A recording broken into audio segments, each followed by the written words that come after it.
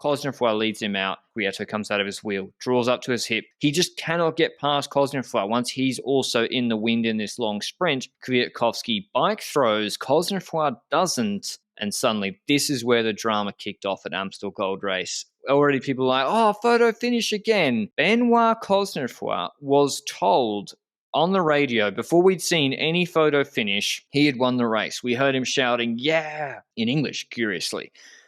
You saw a demoralized Kwiatkowski because Ineos had placed it all on him with Pidcock in the best form of this year. And suddenly we see the photo finish. It hasn't been announced yet. Nothing's been announced, but we see it on TV. Kwiatkowski had won, I'm not going to say easily, but clearly on the photo finish. It was much clearer than the Van Aert and Pidcock one last year. The news filters through. You see Kwiatkowski barely even looked happy. He actually, it's like when my wife told me, she's like, if someone said, haha, a practical joke, we're getting divorced. And then 20 minutes later, they're like, I was kidding.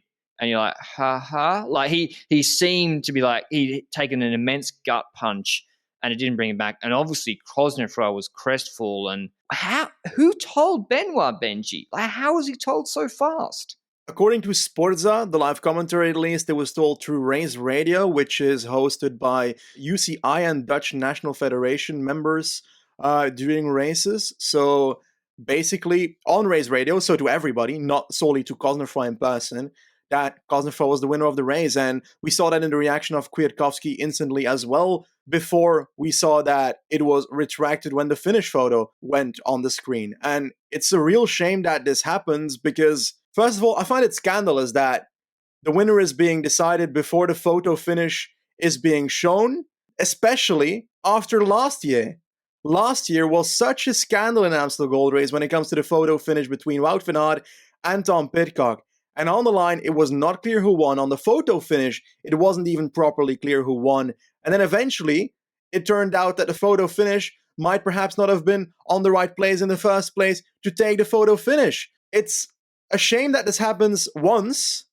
And now, the second year in a row with a photo finish, there's another scandal surrounding it. I don't know if it's the same people doing it, but at least the organization should have been towards the people controlling the photo finish and so forth, and the people confirming the winner on Race Radio. Come on, let's do it right this year. And they did not. They fucked up. It hurts so much that we see Cosnefroy so happy, and it gets retracted just a few minutes later. And you said it, Kwiatkowski's reaction was not, yeah, I won. It was like, oh God, I won. I hate it. I actually hate it.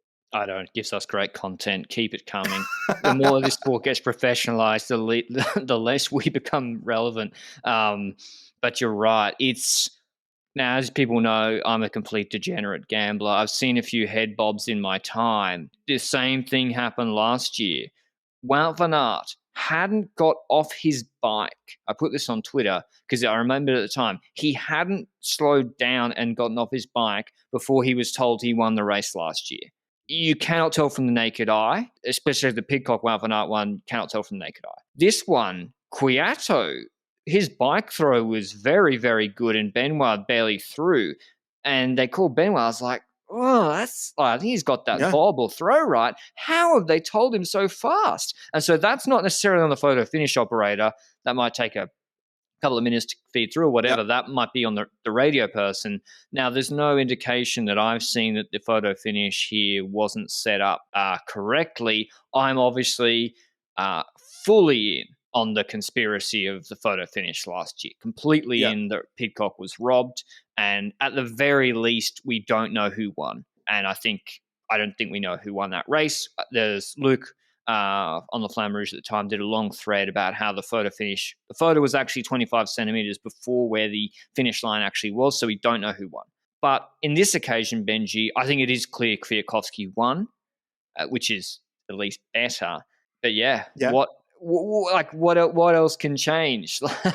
What would you do if your age are too old? You just be like, well, thanks, guys, that sucks. Well, I think in this situation, thanks, guys, that sucks is probably the answer that's happening because the right winner was selected. It's so sad that something that is so important in the sport, finding who came over the finish line first, it's such a difficult process. And I've spoken to people in the sport and people who just retired from the sport in the last year, also people that are now organizing bigger races, and they even can't wrap their head around how Amstel Gold Race bottled this. Although they have said that in the past, certain DSs and so forth I've spoken to have said, well, probably at some point in my life, one of my riders was definitely robbed when it comes to the photo finish. And if that is a thought that is in the head of a DS, sure, they might be biased for certain. But if that is something that is uncertain, then there's something wrong about the process. Now, I'm not a genius. I know how photo finishes are taken and so forth.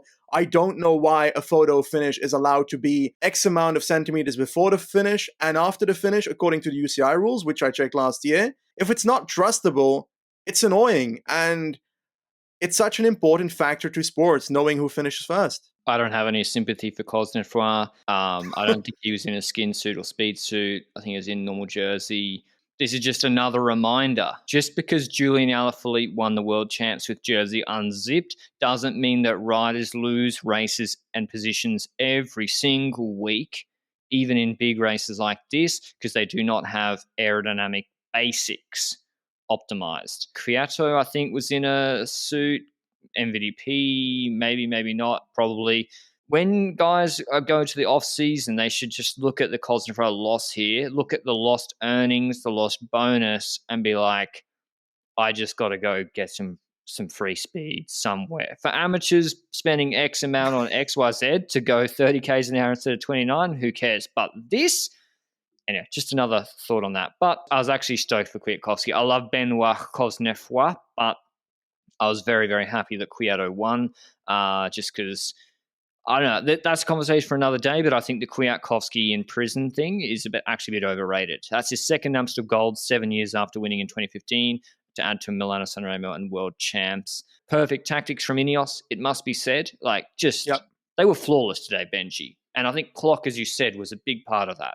Yeah, Ben Turner was the MVP for me today. Certainly Kwiatkowski as well, and Cosnefroy and so forth. But the person that is probably not getting the attention they deserve is Ben Turner now in the team. He'll probably get some happy faces towards him. Ineos will certainly be happy to start off their Ardennes campaign like this. Liège with Pidcock and Kwiatkowski, Van Baal, etc. will be looking dangerous. Flesh, I'm not sure. The Lanterne Rouge Cycling Podcast is presented by Zwift, the online cycling platform that makes training fun. Busy lives make it hard to find time for the bike. Zwift is the solution to that. It has a packed event calendar with workouts on demand, or just feel free to ride around and explore the worlds at your leisure. If you want to check out Zwift, there's a free 7-day trial in the link down below at Zwift.com.